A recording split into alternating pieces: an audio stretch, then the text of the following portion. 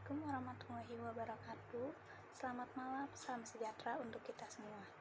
Hadirin yang saya hormati, terutama Bapak Asep Abdul Aziz yang sangat saya hormati, serta teman-teman sekalian yang sangat saya hormati. Pertama-tama marilah kita panjatkan puja dan puji syukur kehadirat Allah Subhanahu wa Ta'ala, karenanya lah saya dapat membawakan sebuah gagasan yang bertema pandemi COVID-19.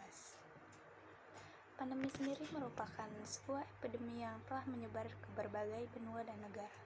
Umumnya menyerang banyak orang, sementara epidemi sendiri adalah sebuah istilah yang telah digunakan untuk mengetahui peningkatan jumlah kasus penyakit secara tiba-tiba pada suatu populasi area tertentu. Pasalnya, istilah pandemi tidak digunakan untuk menunjukkan tingginya tingkat suatu penyakit, melainkan hanya memperlihatkan tingkat penyebarannya saja.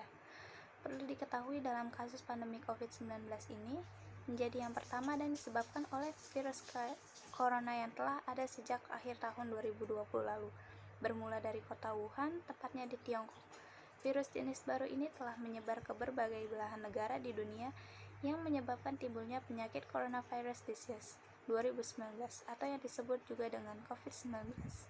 Tentunya, kondisi ini tidak boleh dianggap remeh dan dibiarkan begitu saja. World Health Organization atau WHO pun sudah menetapkan pandemi COVID-19 sejak 11 Maret 2020 yang lalu.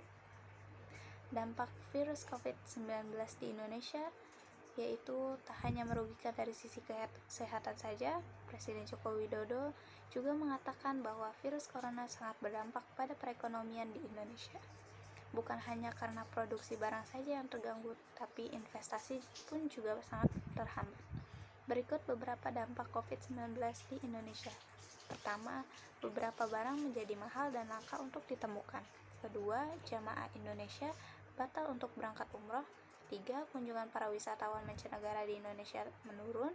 4, merusak tatanan ekonomi di Indonesia. 5, impor barang menjadi terhambat.